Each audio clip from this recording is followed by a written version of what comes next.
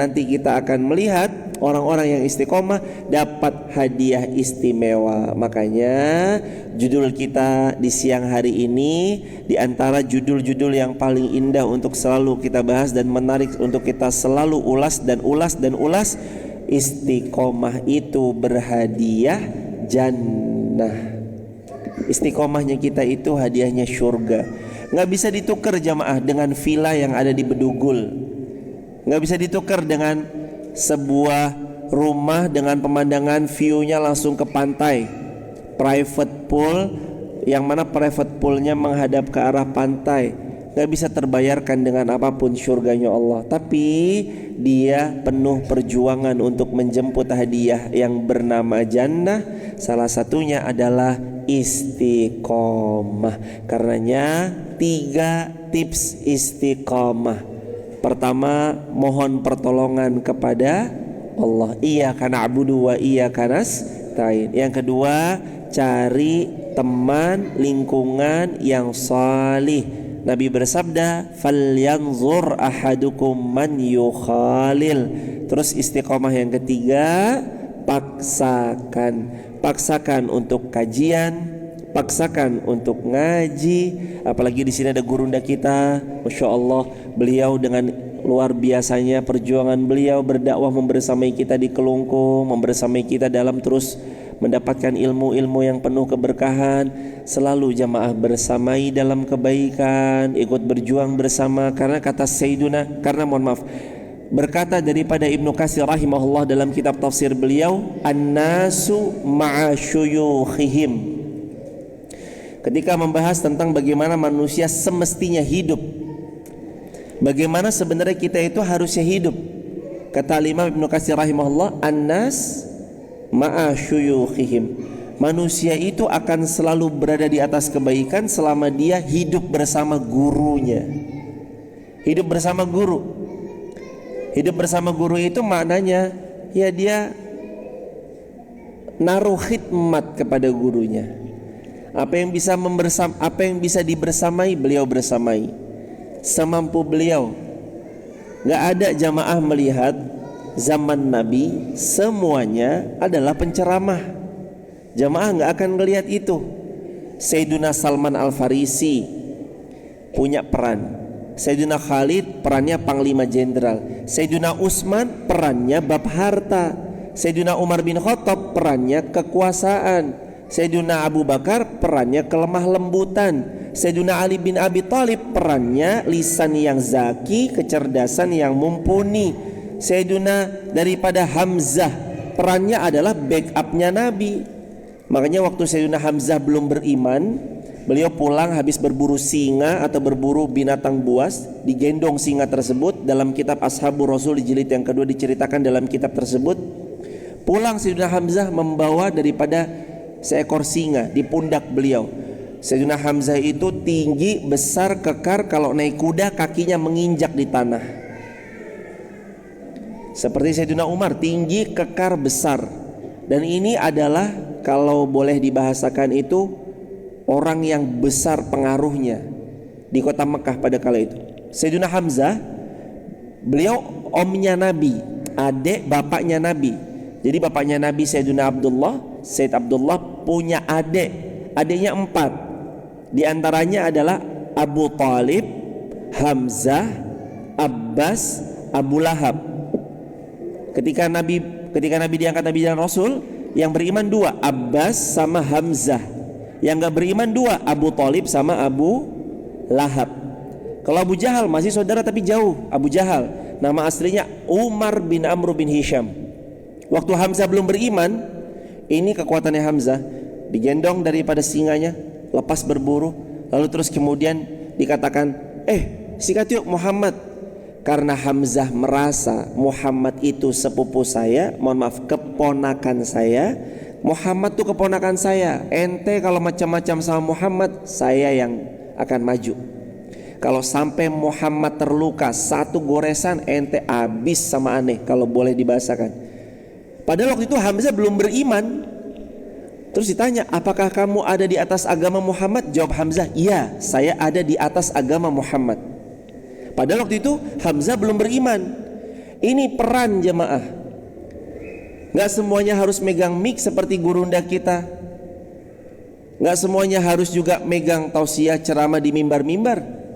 Setiap kita kaum muslimin di desa Kelungkung, di kampung Lebah, Kelungkung, Bali, gak semuanya harus ceramah kan?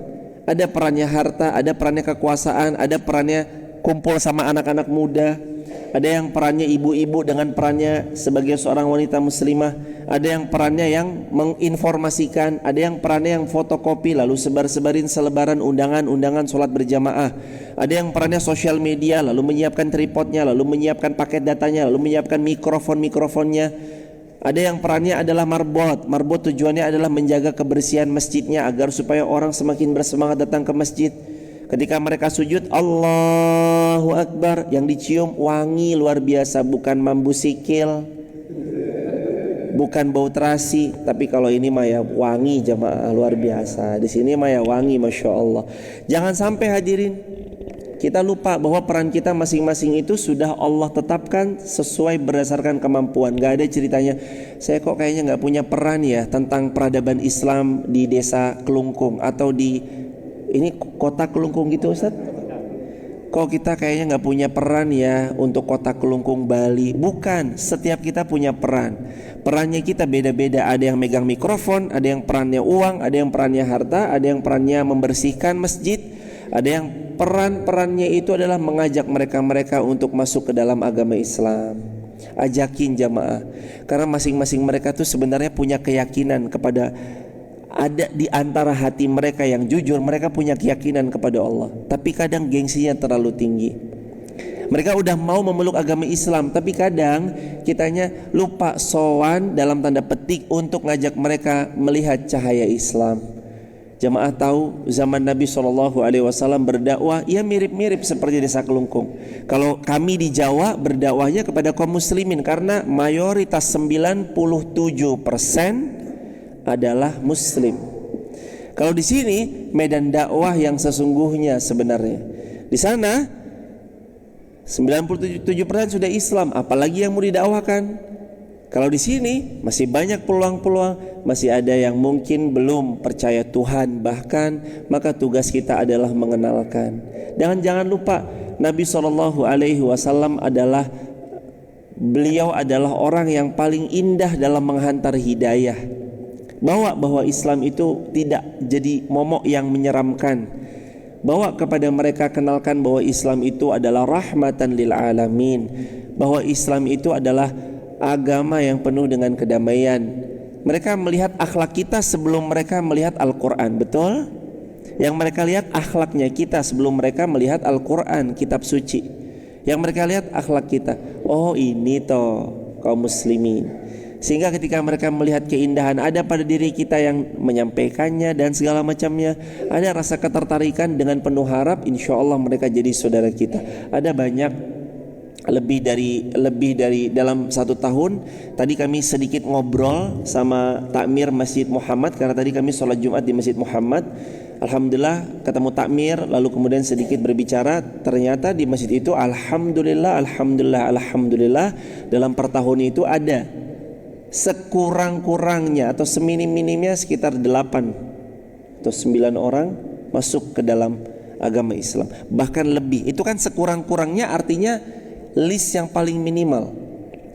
Berarti bisa lebih daripada itu hadirin. Kenapa mereka? Karena sekarang informasi tersebar luas. Jamaah, handphone aja jadi informasi. Bagaimana kalau terus kemudian lewat di FYP, di TikTok, di Instagram, di YouTube, lalu informasi itu mereka akses, lalu kok kayaknya seru ya, ya udah saya mau login aja deh.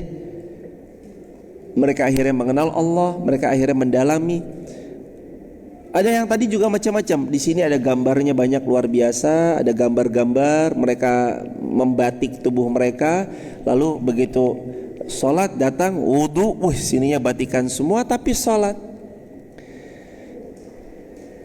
Mereka tahu jamaah bahwa Allah maha baik, Allah maha santun, Allah maha penyayang atas hamba-hambanya. Walaupun dulunya mereka pernah jauh dari Allah, pernah belum beriman kepada Allah, pernah menyembah daripada Tuhan yang lain selain Allah, tapi saat mereka sudah berpulang, mereka tahu bahwa Allahnya akan tetap mengampuni selama mereka sungguh-sungguh istiqomah setelah berhijrah. Makanya ada ayat Allah berfirman dalam ayat A'udzubillahi minasyaitonirrajim, Qul ya ibadiyalladzina asrafu ala anfusihim la taqnatu min rahmatillah, la taqnatu min rahmatillah, innallaha yaghfirudz dzunuba jami'a, innahu huwal ghafurur rahim. Wahai hambaku sayang yang dulu pernah jauh daripada aku, sekarang kamu kembali kepadaku, kamu bertaubat, berhijrah, ada hadiah jannah menunggumu. Tapi ingat, la taqnatu mir rahmatillah, jangan pernah putus asa dari rahmatnya Allah. Innallaha yaghfirudz dzunuba jami'a, karena Allah menghapus semua dosa. Innahu huwal ghafurur rahim, sungguh Allah itu maha ghafur pengampun, rahim lagi maha penyayang. Hadirin, tidak setiap saat, enggak setiap saat kami akan ada di Kelungkung, bahkan di Denpasar Bali atau bahkan di Bali. Tapi ada 3 wasiat yang kalau wasiat ini jamaah pegang, peradaban Islam di desa Kelungkung akan selalu dilindungi Allah, bahkan akan menjadi kisah Mekah yang terulang. Dulu Mekah itu berhala, sekarang kita lihat semua berkunjung ke Mekah adalah orang beriman. Bukan satu hal yang tidak mungkin kalau besok 100 tahun lagi kita kembali ke Kelungkung dan semuanya adalah orang yang taat dan tunduk kepada Allah. Mereka bertauhid kepada Allah. Kalau kali ini mayoritas kedua, besok mayoritas pertama. Bukan hal yang mustahil. Apa wasiatnya? Yang pertama, kenalkan anak-anak kita kepada Allah. Yang kedua, kenalkan anak-anak kita kepada Rasulullah. Nah, ini yang ketiga. Kenalkan dan dekatkan anak-anak kita kepada ulama.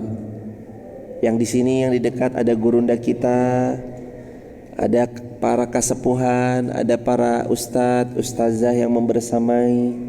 Dekatkan dengan beliau. Ada kajian rutin yang beliau selenggarakan, hadiri. Ada sesuatu yang bisa kita ikut andil support dalam bab harta, support. Ada live streaming, kalau bisa jangan satu. Kalau punya kelebihan handphone dan handphone yang gak dipakai, wakafkan. Bilang anak muda, saya support ini handphonenya, ini pakai datanya, ini mic-nya, live streaming setiap kali ngaji.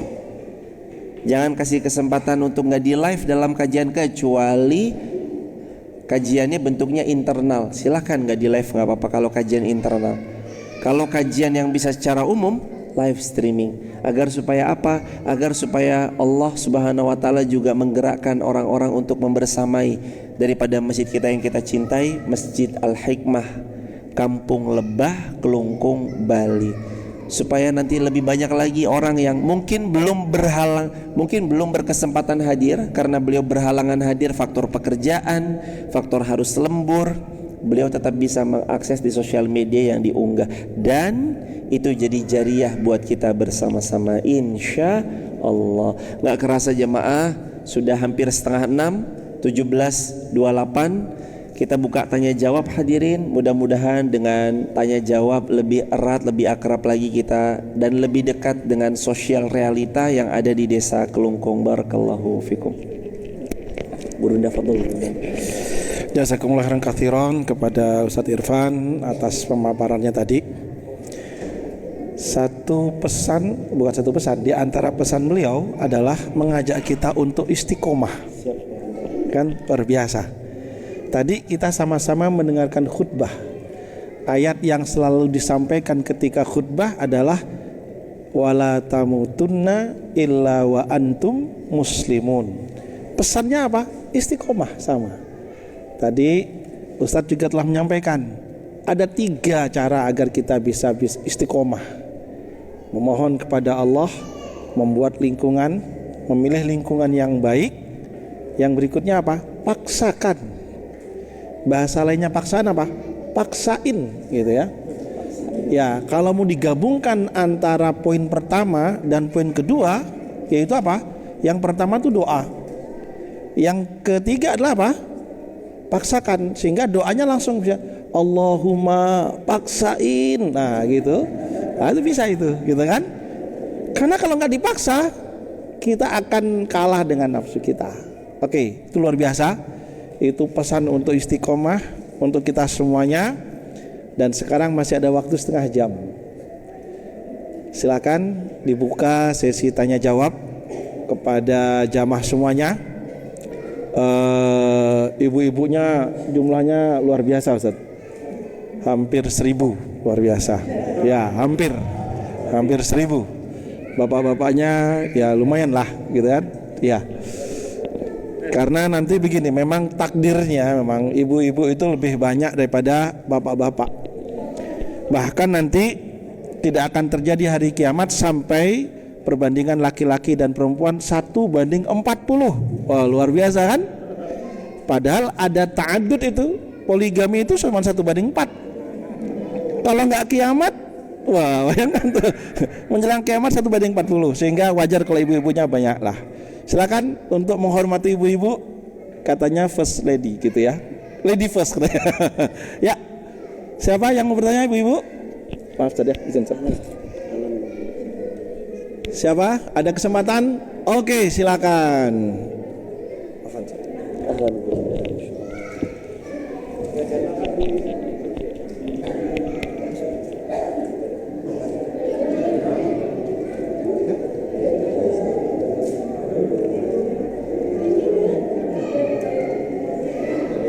Ahlan, silakan ayahanda. Oh, Ahlan. Ya. Ini jangan. Maaf. Maaf ayahanda. Barakallahu fikum. Oh ya, buat teman-teman yang mau bergabung di grup WhatsApp kajian saya, silakan tap link di bio, sebut nama, asal kota, asal negara ya. langsung saja. Ya, oke. Kalau ada yang mau bergabung di grup WhatsApp kajian kami, silakan tap link di bio, sebut nama, asal kota, asal negara. Barakallahu fikum.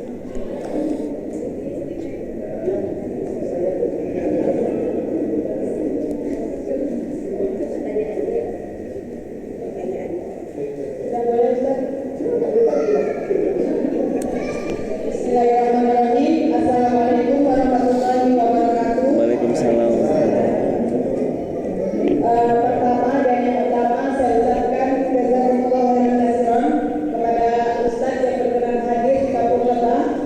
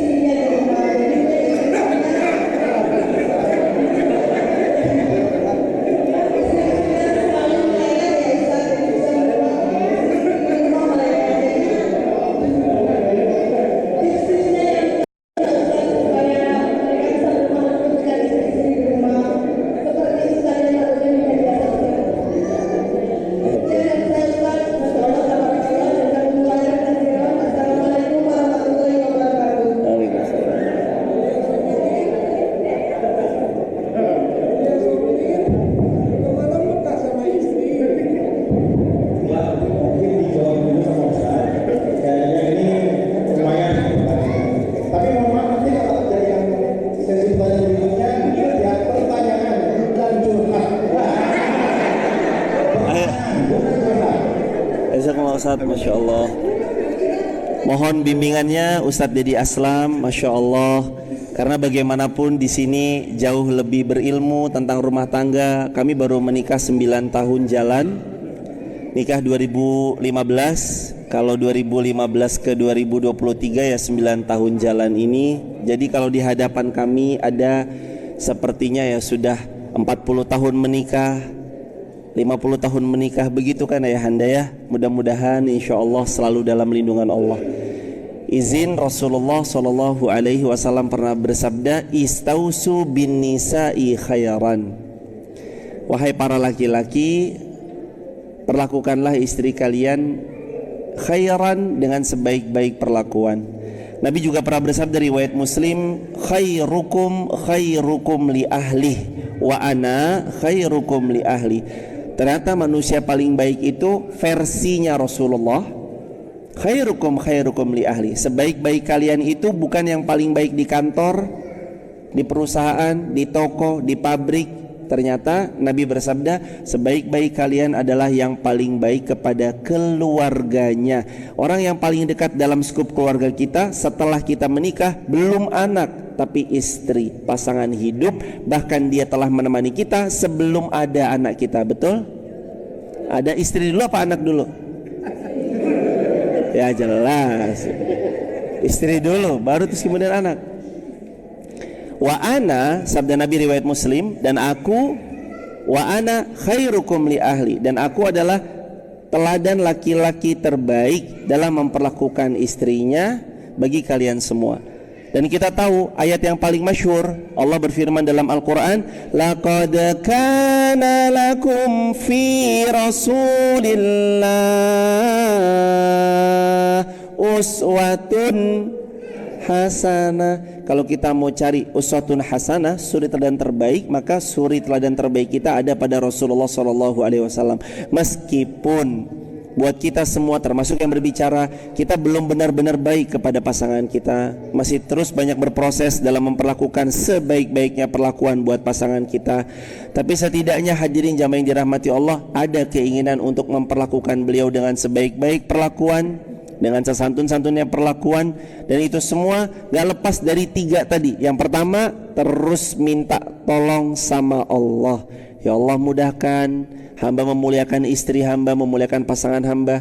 Yang kedua, jangan lupa circle menentukan. Lagi galau sama istri, malah perginya kepada selain Allah, nyarinya tempat curhatnya kepada orang yang malah makin menjauhkan dari Allah. Yang ada bukannya makin bagus, cara memperlakukannya makin runyam, kadang begitu. Terus yang ketiga, paksakan. Ketika emosi, ya udah paksain aja untuk nggak berbuat sesuatu yang kiranya melukai istri secara fisik sampean, fisik jemaah. Ketika itu dia emosinya meledak-ledak, lebih direm. Walaupun mungkin ada kalimat yang sangat tinggi, tapi saat dia berusaha untuk ngerem, Allah yang membantunya dengan pertolongan Allah. Gak mudah memang, apalagi yang punya sifat temperamen, itu kan gak mudah. Karena bahkan sahabat Nabi aja ketika nikah kan ditanya, ya Rasulullah, saya punya 2 calon, yang ini apa yang ini? Nabi bilang apa? Kalau yang ini dia miskin tapi baik. Kalau yang ini dia kaya raya tapi gampang mukul, gampang KDRT. Zaman Nabi ada jamaah, ada perempuan mau nikah, calonnya 2, yang satu miskin satu kaya. Nabi cerita kan, ditanya, oh ya Rasulullah, kepada siapa saya harus nikah?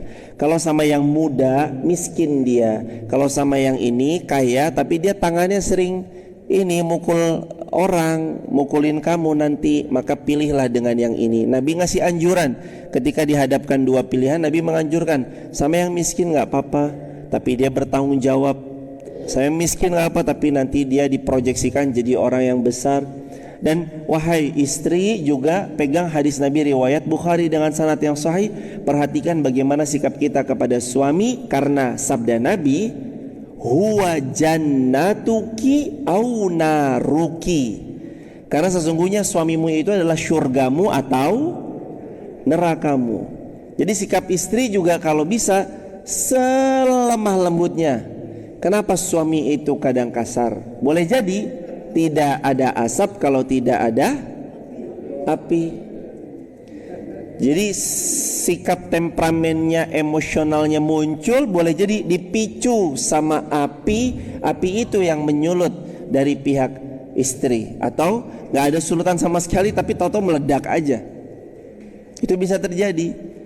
Makanya sekali lagi jamaah, nggak ada yang bisa nolong kita kecuali Allah untuk jadi yang lebih sabar. Nggak ada yang bisa menolong kita setelah Allah. Tentu saja kita paksakan untuk sabar, lalu cari circle agar supaya kita nggak begitu kasar keras kepada pasangan kita. Dan Sayyidina Umar bin Khattab pernah punya kisah, datang laki-laki mau ngadu cerita tentang istrinya, ternyata terdengar dari bilik luar rumahnya Umar bin Khattab, Umar lagi diomelin sama istrinya. Umar cuma bilang, "Ya ma, baik ma, baik ma." Umar keluar, laki-laki ini terus kemudian, Umar, mari Umar pergi." Kata Umar bin Khattab, "Kenapa kamu kok mencuri dengar di rumah saya?" Enggak apa-apa Umar, izin pulang ya." "Enggak, ada apa memangnya?" "Begini Umar, tadinya saya mau curhat, saya diomelin istri, tapi ternyata sama kamu juga diomelin istri." Lalu ditanya, "Saya tadi dengerin kamu, wahai Umar bin Khattab, lagi diomelin istri." "Oh dengar, tapi kenapa anda wahai Amirul Mukminin tidak melawan?" Apa jawab Umar bin Khattab? "Karena dia ibu dari anak-anakku, dia menemaniku untuk beribadah kepada Allah." Itu pahala besar hadirin, pahala dalam berumah tangga. Mudah-mudahan habis ini kita sama-sama buat yang berbicara, kita jadi suami makin baik sama istri kita, makin tidak melukai istri kita, makin santun dalam berucap. Karena buat ibu-ibu, laki-laki yang sangat diidam-idamkan itu yang dua. Satu, jarang marah. Dua, rajin transfer. Jadi yang pertama jarang marah, kalau perlu bahkan nggak bisa marah. Yang kedua rajin transfer. Wah, itu yang paling dibutuhkan oleh ibu-ibu. Sudah ditransfer ya ma? "Oh iya Pak, makasih." Itu yang paling disenangi. Bukan begitu ibu-ibu? Wah, betul, Masya Allah. Habis ini mudah-mudahan uang jajannya ditambah lagi, insya Allah semakin berkah. Bukan ditambah berkahnya jemaah, bukan hanya sekedar angka, karena ada yang lebih dari sekedar angka, yakni keberkahan dalam harta yang diberikan suami kepada istri. Barakallahu fikum. Kalau ada yang hendak ditambahkan oleh gurunda kita, Ustadz Dedi Aslam, ahlan Ustadz, yang pengalamannya lebih banyak. Fadhol Ustadz. Enggak ada, sudah cukup itu. Oke, demikian tadi Bu Im curhatannya ya. Sebenarnya kalau itu curhatan berarti ada yang setuju, Ustaz. Masya Allah. Suaminya ada di sini. Wah. Sampai karena kalau di rumah nggak ada yang menyampaikan. Tapi benar Pak Mulia, saya bilang. Kalau Ustaznya bagaimana? Nggak ada. Kalau nggak ada, mati. Oke, siapa lagi? Bapak. Ayahanda tadi, Ayahanda izin? Iya, boleh Ayahanda. Ahlan Ayahanda. Assalamualaikum warahmatullahi wabarakatuh. Waalaikumsalam.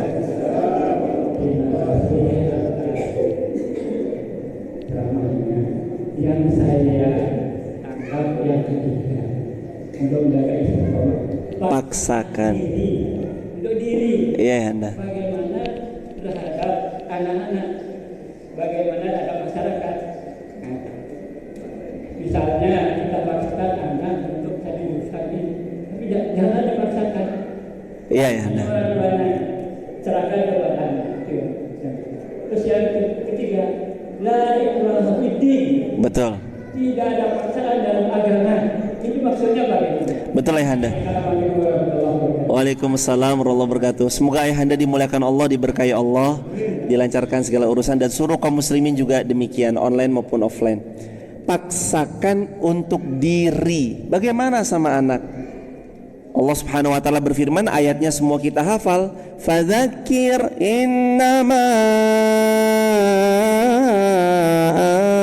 anta mudzakir lasta alaihim bimusaitir. Ingatkan sama anak, cucu, cicit, keturunan-keturunan kita, tetangga, masyarakat, lingkungan. Fadzakir, Ayo diingat-ingat, ingatkan. Tugasmu innama anta mudzakir.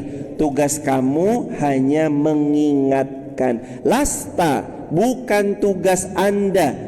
Lasta alaihim, kepada mereka, ya masyarakat, anak-anak, cucu, keturunan, orang lain, bimusaitir, memaksakan kehendak. Itu sebabnya dalam Al-Baqarah 256 setelah ayat kursi, Allah berfirman, la ikraha fid din, qad tabayyana ar-rusydu minal ghayy, faman yakfur bit-taghuti wa yu'min billah faqad istamsaka bil urwatil wusqa la fisama laha wallahu sami'un alim. Tidak ada paksaan dalam agama. Ayo melebu Islam, jangan dipaksa.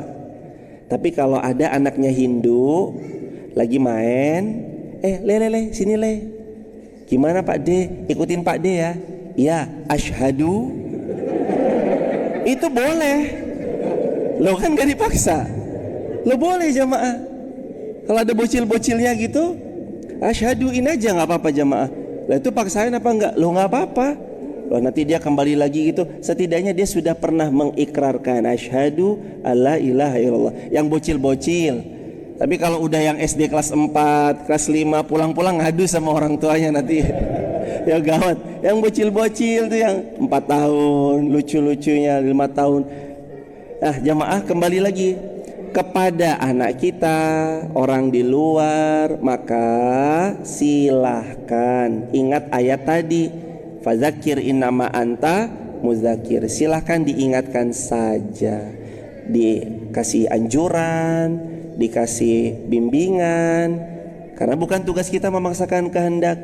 Le, bapak maunya kamu di Udayana, ambil misalkan pariwisata, karena 70% Bali nih hidupnya pariwisata. Monggo nanti kamu ambil wisata halal tour. Syukur-syukur bapak doain le, kamu punya travel haji umroh, amin. Gak apa-apa, monggo. Tapi kalau anaknya gak mau, enggak pak, saya mau tak konten kreator aja, saya mau jadi konten kreator TikTok. Silahkan jamaah. Hari ini ibu, bapak, masya Allah, luar biasa, zaman berubah betul. Live begini itu luar biasa jamaah. Ini live begini, makanya mohon izin tim medianya Masjid Al-Hikmah, kalau bisa dari 3 platform, Instagram, YouTube, TikTok, tambah satu lagi Facebook. Kalau mohon izin banget, kalau bisa mau nge-live, mending untuk saat ini live-nya di TikTok aja. Karena ada 4 platform ya, Face, IG, YouTube, TikTok. Kalau cuma HP-nya 1, kalau 3 bisa 3-3-nya. Yang kanan TikTok, YouTube, Instagram. Tapi kalau cuma 1, saran saya hari ini tim medianya TikTok aja dulu. Karena powerful luar biasa di TikTok. Jadi ini terkait tentang tadi ya, anak kita misalkan kalau mau jadi TikToker ya monggo, tapi ingat semuanya jangan sampai ada pelanggaran syariat. Nah, terkait itu demikian, intinya kita hanya mengingatkan, tidak boleh ada paksaan, hanya mengingatkan, tidak ada paksaan. Lanjut terkait tentang pertanyaan beliau yang kedua, tentang apa tadi Anda mohon izin? Mengajak tidak boleh, misalnya kepada orang lain mengajak dengan paksa. Iya.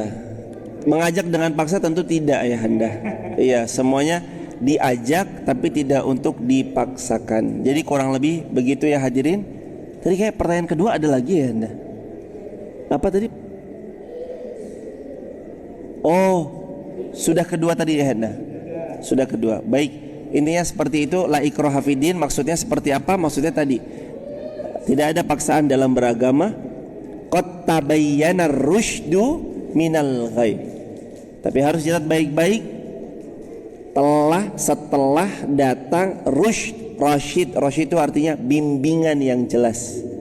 Jadi kita memang juga dikasih anjuran dalam Al-Quran untuk membimbing, membersamai, sehingga mereka bisa membedakan mana baik, mana buruk, mana benar, mana salah, mana tauhid, mana kufur, mana iman, mana kufur, mana iman, mana syirik. Itu jemaah. Jadi emang juga dikasih rambu-rambunya. Jangan sampai terus kemudian nggak ada paksaan dalam beragama, tapi ya kita juga nggak qad tabayyana rusydu, tidak datang penjelas atas petunjuk dan bimbingan. Jadi juga tetap harus dikasih petunjuk dan bimbingan agar supaya terpampang jelas hal yang diinginkan. Barakallahu fikum. Begitu ayahanda kurang lebih barakallah. Kalau ditambahin gurunda Ustaz Dedi Aslam, fadhol Ustaz. Ya, ada lagi? Terakhir, pertanyaan terakhir. Ahlan, Bapak. Bapak? Waduh. Assalamualaikum warahmatullahi wabarakatuh. Waalaikumsalam warahmatullahi wabarakatuh. Perkenalkan, nama saya Khalid Khairuddin. Saya guru. Fadhol anda. Guru itu pernah mengatakan yang kekal itu adalah perubahan. Paginya Islam, malamnya kok sudah bisa kafir. Betul. Pada saat sekarang ini kira-kira perubahan apa yang akan terjadi? Karena yang kekal itu adanya perubahan. Ini bukan berubah yang kekal itu perubahan. Bagaimana kita menanggapi untuk selanjutnya perubahan apa yang mungkin akan terjadi? Jazakumullah. Siapa ayahanda? Waalaikumsalam warahmatullahi wabarakatuh. Waalaikumsalam warahmatullahi wabarakatuh. Ayahanda kami, guru kami, semoga ayahanda sehat, lancar, berkah, dimuliakan Allah selalu, dan hadirin semua jamaah dimuliakan Allah, offline online dimuliakan Allah semua. Amin ya rabbal alamin. Pernah dikatakan perubahan itu adalah satu-satu yang kekal. Yang kekal cuma satu, yakni perubahan. Artinya terus berubah.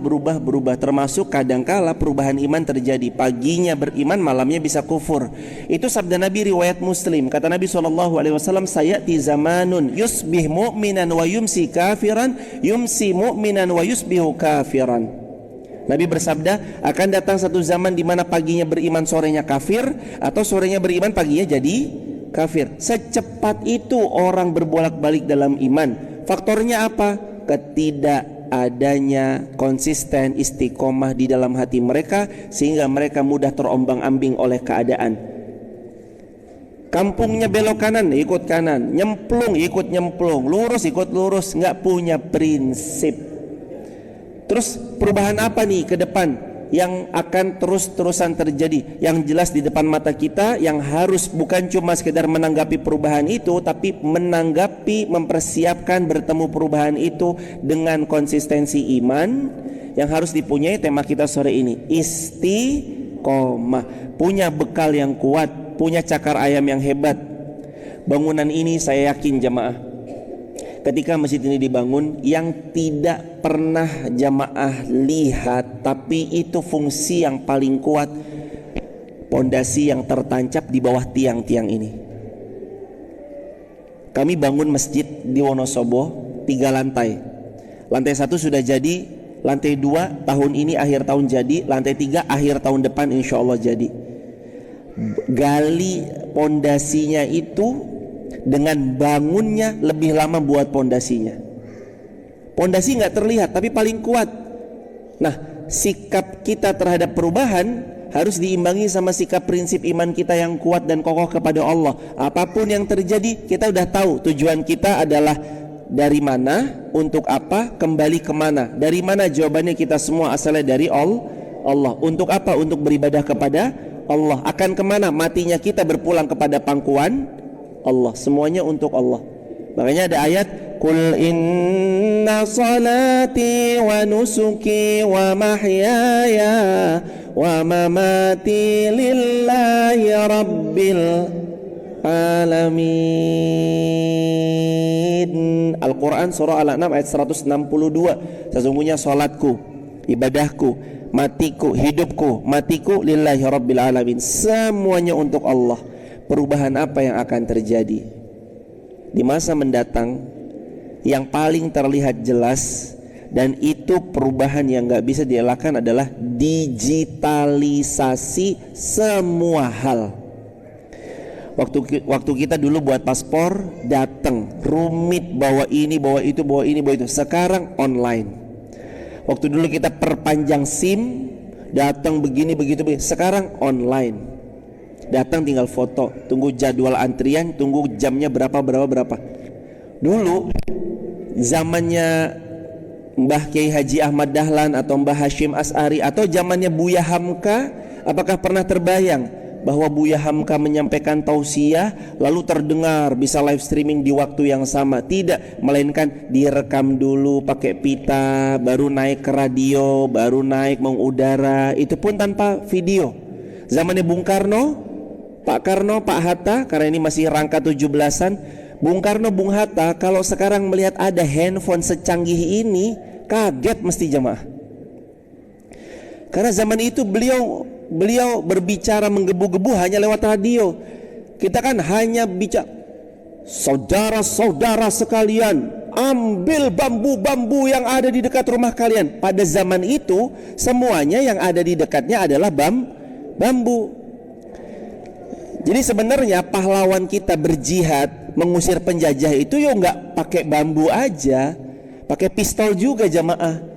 Cuman kenapa terkenal dengan perang bambu runcing? Sebab karena visualisasi pada zamannya Mbah Soekarno, Mbah Karno tuh membakar semangat warga Indonesia dengan bambu yang dekat di rumahnya. Dulu banyak bambunya.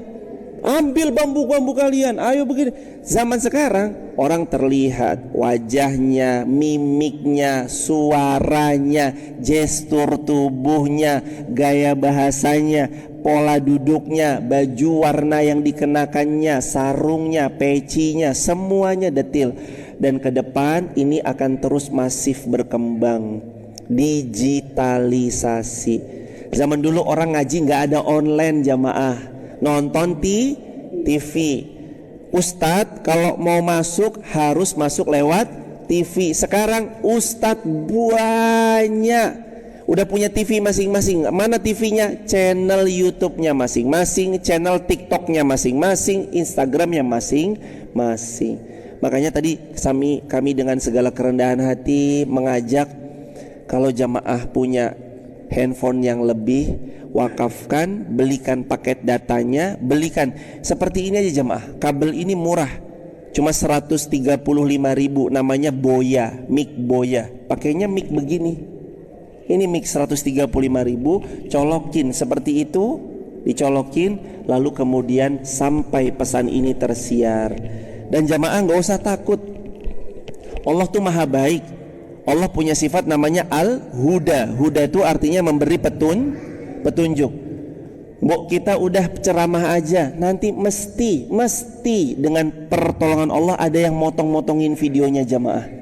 Ustadz Dedi Aslam, gak usah repot-repot, udah yang penting Ustadz Dedi ngaji, nanti di video, mesti nanti di sosial media Allah akan izinkan ada orang motong-motongin ceramah beliau sehingga bisa diakses pada lebih banyak lagi. Ada yang motong-motongin yang cuma 30 detik, 1 menit dengan pertolongan Allah. Nanti ada gurunda-gurunda ayahanda sehat semua, ada ustadz-ustadz yang lain. Monggo nanti saya ustadz yang enggak, anak mudanya aja ayahanda. Ayahanda udah tinggal, monggo ayahanda, waktu dan tempat dengan segala hormat kami persilakan. Nanti yang nyeset-nyeset semuanya biar anak-anak muda Masjid Al-Hikmah Kelungkung yang nyeting semuanya. Ini ada yang muda-muda ganteng-ganteng tampan-tampan di sini, insya Allah beliau, ya mas ya, siap, ya semuanya siap lah insya Allah. Itu jadi jariah. Dan ingat jamaah, ingat terus, gajah mati meninggalkan gading, harimau mati meninggalkan belang, manusia mati meninggalkan nama. Itu pada zaman belum ada digitalisasi. Setelah ada digitalisasi, manusia mati meninggalkan 2 hal, nama dan data. Data apa yang beliau tinggalkan di sosial media? Data apa yang dijejakkan? Dikasih jejak apa?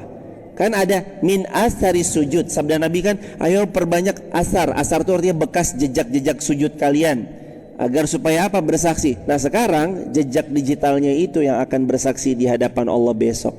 Handphonenya dipakai apa, upload apa, nonton apa, posting apa, ini semuanya ada di sini. Dan ini rahmat Allah. Makanya ulama itu nyusun UUD 45 tuh nggak sembarangan. Kata-katanya tuh difikir jemaah. Lawang kita aja mau posting aja mikir dulu toh. Masya Allah, liburan di Bali. Tapi aku wong Bali. Masa orang Bali liburan di Bali? Kan mikir tuh jemaah.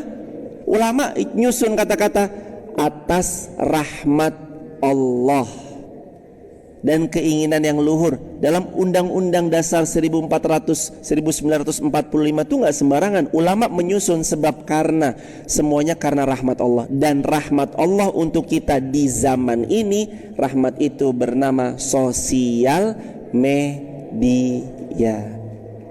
Jamaah nggak usah takut, wes mesti ujung-ujungnya kita udah tahu. Tapi ntar TikTok tempat joget-joget, udah nggak usah takut, ujung-ujungnya kita tahu kok. Itu bakal jadi bahan apa? Dulunya YouTube tempatnya pocong-pocong, setan-setan. Lah sekarang YouTube jadi tempat ngaji. Buktinya Instagram dulu tempat-tempat pamer. Lawang buktinya sekarang Instagram jadi tempat ngaji. TikTok ya sama. Awalnya joget-joget ranggenah nggak jelas. Sekarang ya TikTok jadi tempat ngaji. Udah ujung-ujungnya mesti ke sana. Dan Masjid Al-Hikmah Kelungkung harus memulai. Insya Allah ini, wah mic udah bagus banget jamaah. Nanti kalau suaranya ini sudah bagus banget, sudah jelas. Nanti kalau ada rezeki lagi yang agak lebih bagus, lebih bulat lagi suaranya gitu, insya Allah pelan-pelan.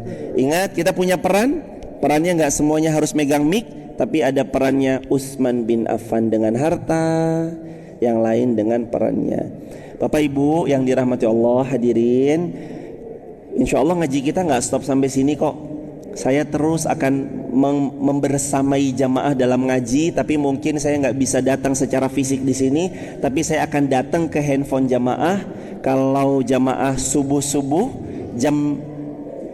berarti jam 6 sampai jam 7. Kalau waktu Bali jam 6 sampai jam 7. Kalau waktu WIB jam 5 sampai jam 6. Hampir setiap hari, kecuali kalau pas lagi berhalangan, hampir setiap subuh jam 5 sampai 6 WIB atau jam 6 pagi sampai jam 7 pagi WITA, saya selalu hadir kajian di live streaming online. Jamaah bisa cek nanti infonya dengan bergabung di grup WhatsApp kajian kami. Save aja nomor WA kami untuk bergabung, 0812 13, udah Ibu, 60 70 20. Diulangi, 0812 13 60 70 20. 0812 13 60 70 20. Nanti sebut nama sama saya yang tadi ngaji di Kelungkung Bali. Nanti ada grup di situ, yang perempuan grup sendiri, laki-laki grup sendiri. Biasanya info live streaming kajian saya selalu diupdate di situ. Subuh-subuh live. Kalau enggak juga nggak apa-apa. Di situ ada yang namanya di sosial media biasanya subuh langsung hidup. Buat teman-teman di TikTok, YouTube dan Instagram, kalau ada yang mau bergabung di grup WhatsApp kajian kami, silakan tap link di bio ya, sebut nama, asal kota, asal negara, atau chat nama, asal kota, asal negara di nomor yang tadi 081213 60 70 20. Barakallahu fikum. Subhanakallahumma bihamdika asyhadu an la ilaha illa anta nastaghfiruka wa natubu ilaik. Ya Allah, ya Rahman, ya Rahim. Allahumma salli ala Sayyidina Muhammad wa ali Muhammad. Allahumma antas salam wa minkas salam, tabarakta ya dzal jalali wal ikram. Ya Allah, rahmati, berkahi Masjid Al-Hikmah Kelungkung ya Allah. Ya Allah, berikan guru-guru daripada desa Kelungkung ini, Kampung Lebah, menjadi semakin luas sabar beliau dalam membersamai kami, membimbing kami, kemudian membersamai dalam ilmu. Sehatkan juga gurunda kami bersama Ustadz Dedi Aslam ya Allah, beserta keluarga beliau.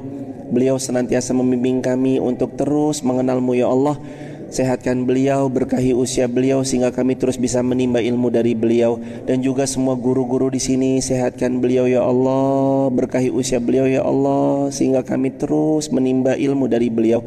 Ya Allah, ampuni dosa kami, dosa kedua orang tua kami. Sayangi beliau sebagaimana beliau menyayangi kami sepanjang masa. Anugerahi kami jiwa yang tenang, ruku yang tumaknina, sujud yang nyaman, salat yang khusyuk. Anugerahi kami ya Allah hidup yang penuh dengan amal salih. Anugerahi kami kami keluarga sakinah mawaddah warahmah, anak cucu sampai kiamat nanti saleh salihah, melanjutkan perjuangan kami, tanaman kebaikan yang sudah kami tanam. Izinkan ya Allah kami semua istiqamah, wafatkan kami ya Allah di tanah suci Makkah Madinah, wafatkan kami mati syahid ya Allah, wafatkanlah kami husnul khatimah. Rabbana atina fid dunya hasanah wa fil akhirati hasanah wa qina adzabannar. Alhamdulillahirabbil alamin. Sehat selalu jamaah. Subhanakallahumma bihamdika asyhadu an la ilaha illa anta astaghfiruka wa atubu ilaik. Assalamualaikum warahmatullahi wabarakatuh. Ya, alhamdulillah sama-sama kita mendengar tausiah dari Oh iya, buat teman-teman yang mau bergabung di grup WhatsApp kajian saya, silakan tap link di bio, sebut nama asal kota asal negara. Dan buat teman-teman juga yang ini hari Jumat yang mau juga daripada Granit ikut andil dalam Granit lantai 2 Masjid Muhammad Al-Fatih, silakan teman, atau pembangunan SD, sekolah, ruang-ruang kelas untuk para penghafal Al-Quran, teman-teman bisa tap link di bio juga ya. Barakallahu fikum. Infonya ada di Masjid Maf atau @Masjid Maf atau @Sekolah Hafiz Quran Maf. Barakallah.